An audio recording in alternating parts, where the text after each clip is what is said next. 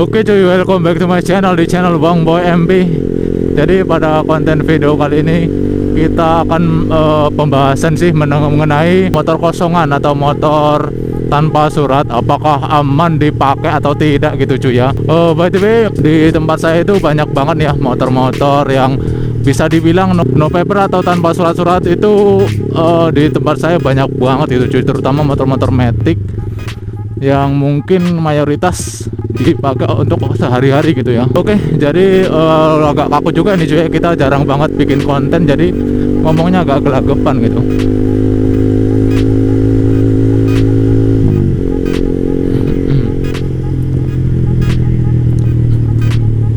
Buat teman-teman yang mau beli motor sport ataupun motor lainnya, mau matic, mau sport, mau bebek, terutama motor sport R15 V3 ini, gua sering banget nih nemuin di marketplace itu harganya murah-murah banget cuy.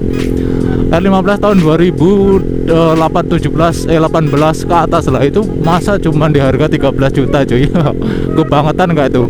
Nah ternyata di keterangannya itu no paper atau tanpa surat-surat. Waduh. Jadi dengan harga yang relatif bisa dibilang harganya itu hampir separuhnya dari harga bekas ya. Harga bekas yang full surat, maksudnya surat lengkap. Nah itu hampir separuhnya ya teman-teman. Kalau harga bekas R15 V3 kan rata-rata masih di kisaran 20 juta ya, 20 jutaan. Nah untuk harga yang no paper tanpa surat-surat itu kisaran ya 12-13 juta, ada yang 10 juta ada cuy. Jadi kalian bisa menilai sendiri dengan harga yang lumayan jauh juga ya, dari misalkan yang full suratnya, yang lengkap, surat lengkap sama yang no paper itu selisihnya hampir separuh sendiri cuy. Jadi kalau misalkan teman-teman mau beli budgetnya kurang atau gimana gitu, mungkin nonton video ini bisa menjadi sebuah referensi atau solusi juga sih buat teman-teman juga nih ya. Buat teman-teman juga nih ya, yang misalkan nih mau beli motor R15 misalkan ya, R15 V3 cuman budget kalian di bawah 15 juta atau misalkan 10 juta lah lebih kurangnya. Nah kalian pasti bingung ya, misalkan mau beli second yang full surat full surat lengkap itu pasti harganya kisaran 20 jutaan. Sedangkan untuk yang no paper atau tanpa surat-surat atau bahkan suratnya cuma STNK only atau STNK saja, itu harganya ya sangat murah banget ya, cuman itu 10 jutaan ya, lebih kurang 10-12 jutaan lah. Sebelum kalian beli, kalian tahu dulu apa aja sih resiko buat teman-teman misalkan beli motor yang nggak ada suratnya atau surat STNK saja. Lalu apa aja gitu resikonya. Yang pertama yaitu pasti motor kalian kalau misalkan nih kalian bawa motor yang nggak ada surat-suratnya, nah itu pasti kalian lebih was-was cuy. Was-wasnya apa? Jadi gini ya, misalkan nih kalian mau pergi ke luar ke kota lah, nah itu kan pasti banyak polisi ya, ada razia, ada ya tilangan. Nah itu kalau misalkan motor kalian nggak ada surat-suratnya, waduh bisa bahaya banget gitu bro. Tapi bila kalian misalkan buat dipakai sehari-hari sekeliling rumah ya nggak jauh, misalkan masih antar kampung lah, kan itu biasanya nggak ada masalah tilangan, razia itu nggak ada cuy ya kalau di kampung-kampung. Jadi ya overall aman lah kalau kalian beli motor yang nggak ada suratnya gitu. Tapi kalau misalkan kalian yang lebih seringnya keluar kota atau maksudnya ke kota gitu ya kan, misalkan nih kalian tinggal di kampung atau bahkan kalian tinggal di kota, itu malah lebih nggak rekomendasi. Tapi kalau kalian tinggal di kampung-kampung masih bisa lah dipakai buat sehari-harian di rumah, karena ya sekeliling perkampungan itu kan nggak ada polisi cuy ya. Tapi kalau misalkan nih kalian tinggalnya udah di kota, apalagi kalau misalkan kalian buat dipakai motor kalian itu buat kerjalah ke kota, waduh itu tidak direkomendasikan banget kalian beli yang no surat. Soalnya di kampung gua itu banyak banget cuy yang pakai motor-motor yang bisa dibilang itu no paper ya, tanpa surat-surat.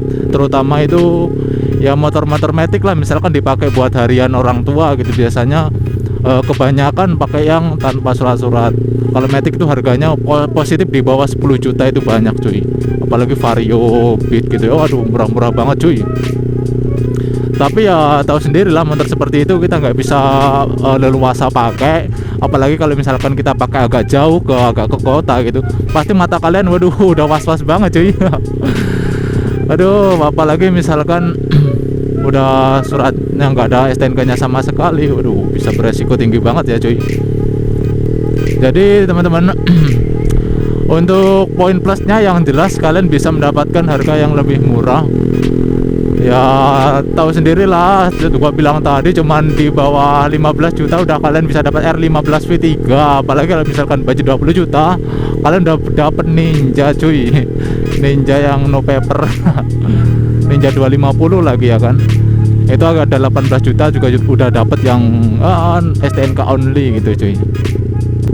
Kalau bisa dibilang motor no paper atau motor-motor yang suratnya itu nggak ada atau nggak komplit, bukan berarti itu motor curian cuy. Biasanya motor seperti itu adalah motor-motor habis jabutan dari leasing ya. Misalkan nih pembayaran kalian agak susah, atau misalkan biasanya nih ditarik sama leasing dan dijual secara dilelang gitu. Jadi dengan harga murah, atau ya bisa jadi misalkan kalian kredit motor dan kalian bawa kabur gitu ya ke luar kota gitu.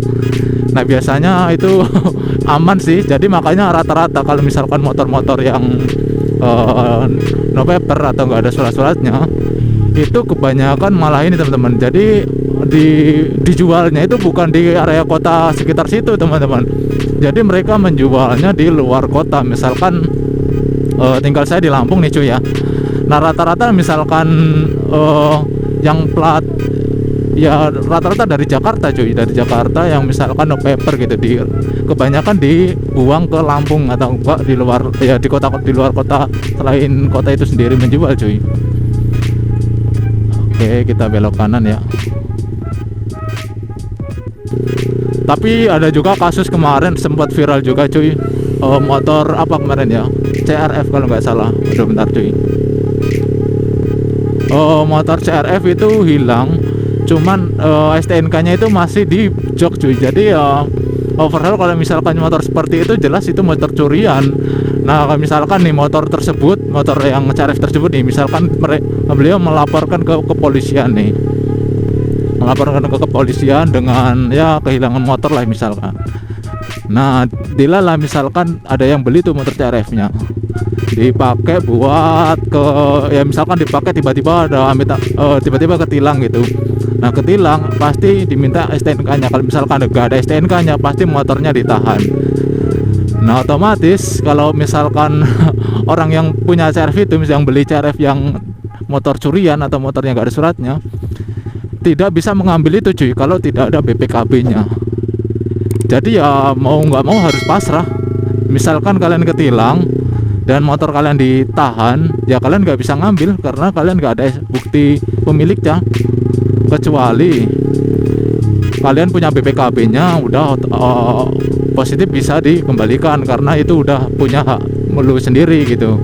Tapi kalau misalkan kalian udah beli motor yang no paper, nggak ada surat-suratnya, STNK doang atau bahkan tidak ada sama sekali, waduh itu sangat tidak direkomendasikan banget ya cuy.